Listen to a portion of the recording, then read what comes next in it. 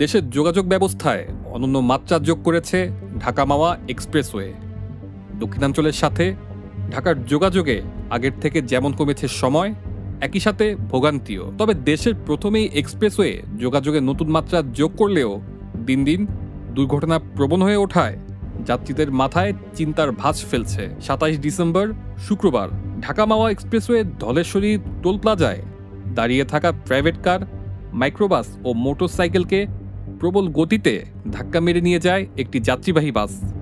এতে সবগুলো যানবাহন দুমড়ে মুচড়ে যায়। এ ঘটনায় আটক করা হয়েছে ঘাতক বাস চালককে।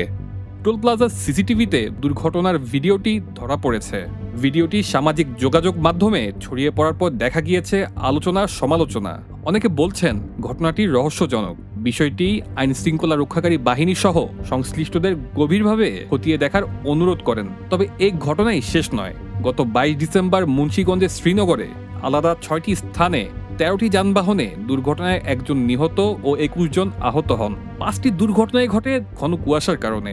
পরদিন ২৩ ডিসেম্বর ঘন কুয়াশায় ধলেশ্বরী ২ সেতুর উপর প্রাইভেট কার ও কাভার্ড ভ্যানের সংঘর্ষে একজন নিহত ও ৫ জন আহত হন। আন্তর্জাতিক মানের সকল সুবিধা থাকার পরেও দুর্ঘটনার হটস্পট এখন এক্সপ্রেসওয়ে।